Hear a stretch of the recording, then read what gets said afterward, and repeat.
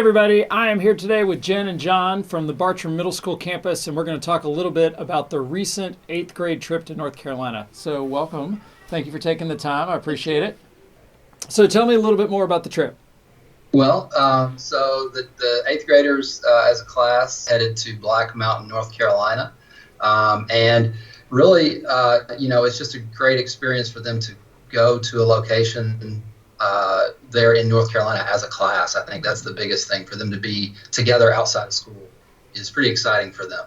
For sure. This is the second year we've done this, right? That's right. Okay. And were there any changes from year to year, or how do we keep improving on this? Yeah, so we took the first group in the spring, and I think we learned a lot. It was just a lot of we had training wheels on and they fell off as soon as we got there. And the best way to do this is to just be on site and figure things out as we go. And luckily we have such a great team of adults with us and support back home helping us plan the trip. So we did actually tweak some things from the spring to the fall. Obviously, the fall was the huge draw with the foliage, as all the kids were calling it. We're like, it's foliage.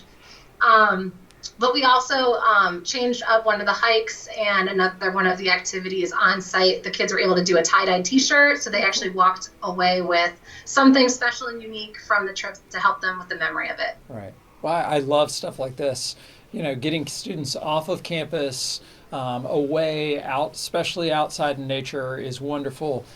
Different activities, it changes it up in terms of the routine that they're used to, and it also it's a bit of a leveling program for all of the students, especially by doing it in the fall. So I'm assuming that's probably part of the reason why we made the shift.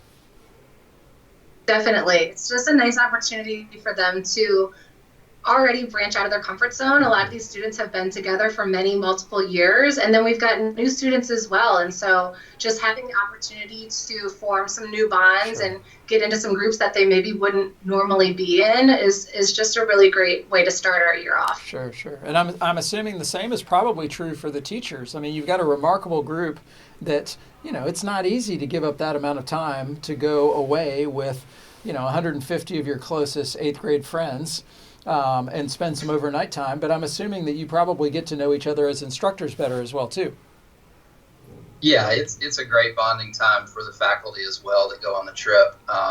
We learn a lot more about each other and the things that we have interest in. And I think one of the big things is we get to see how we all interact with the kids as well, and just kind of see each other in a new light in that way.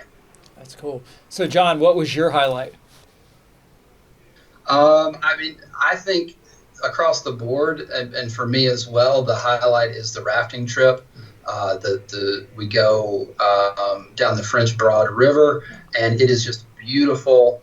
It's so much fun. It's a little bit dangerous, but not too dangerous. Perfect. So it's got some thrill, but it's not. Nobody ever feels too out of sorts. But it's just a lot of fun, and I think too. I mean, for me, the kids get an opportunity to splash teachers. They get to kind of have some lighthearted fun with the teachers, and that's just a lot of fun for them. That's true. Jen, yours? So my favorite part of the trip is actually we do a square dance on the second night, and they bring in a real bluegrass band and a real square dance caller. And I just love seeing the way that the kids sort of leave behind their all of their sort of hang-ups and worries, and they just sort of really get into it. And the caller is so great, and seeing them, listen to another adult is really, wonderful to see. But it's just a fun experience that they would not have otherwise, and the kids really get into it. Yeah, without a doubt. As somebody who grew up in Western North Carolina, that is near and dear to my heart. And I know that we do have amazing kids, and, having them out and about interacting with people that are not part of the Bulls community and seeing how they engage with those people is really, it warms our heart. One of the things I've got a question about, so how do we deal with cell phones on this trip? So a big point of contention for sure, but I like the plan that we put in place for cell phones. So basically, students can take their cell phones on the trip, and they have access to them on the bus ride up and back. but while they're at camp, they do not have their cell phones with them a majority of the time.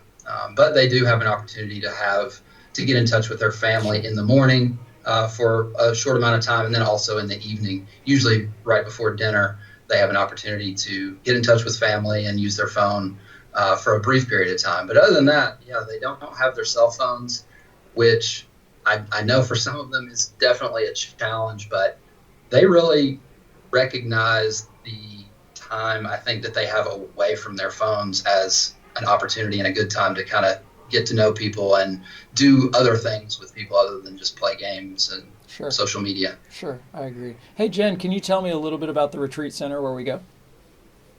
Sure. So we go to the Blue Ridge Assembly YMCA, and it's got a lot of great features that we utilize while we're there. We're in a structured building. Every single student gets a room with either 3 to 4 other roommates that we meticulously handcraft.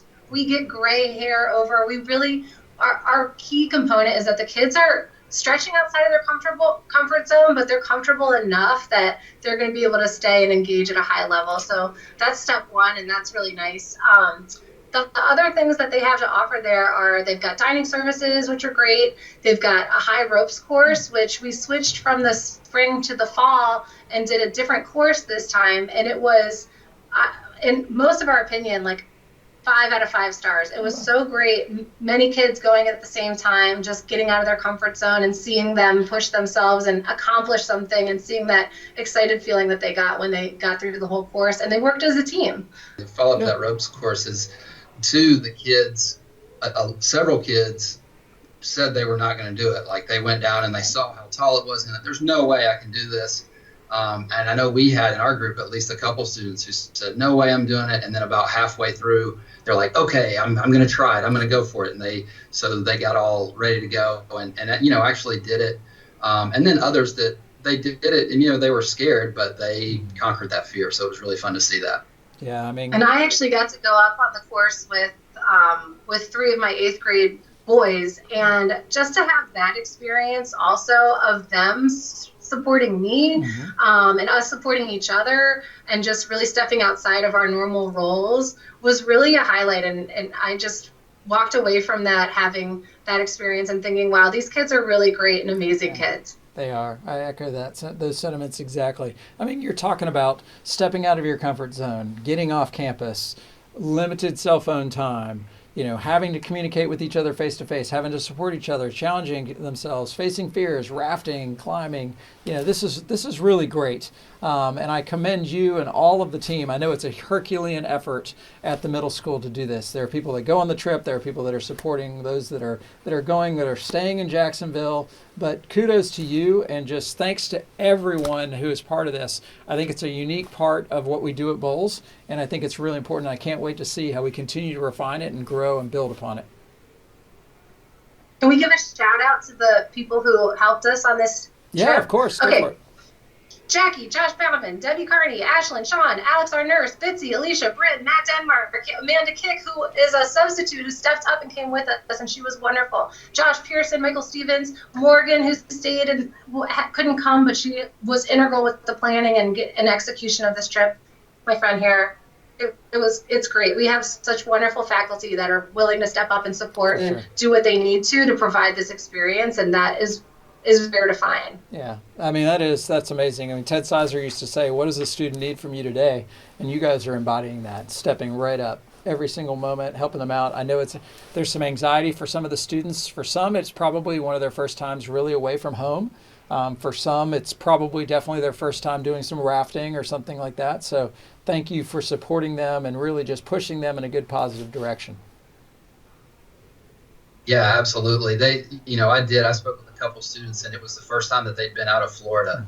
And even more students, the first time they'd been to a mountainous area, a mountainous region, so they saw so many things. They didn't know how to pronounce foliage. They were saying foliage, and they knew certain things, but just to have those experiences with them was really great. It's just a really fun time. And back to the team. I mean, yes, we mentioned this a little bit, but the camaraderie and the ability to kind of figure things out on the fly on a trip like this. Anytime you travel, as much planning as went into this trip, there's always things that pop up, and it's just amazing to watch everybody come up with ideas and volunteer to do stuff that they weren't planning on doing. And so that's really great.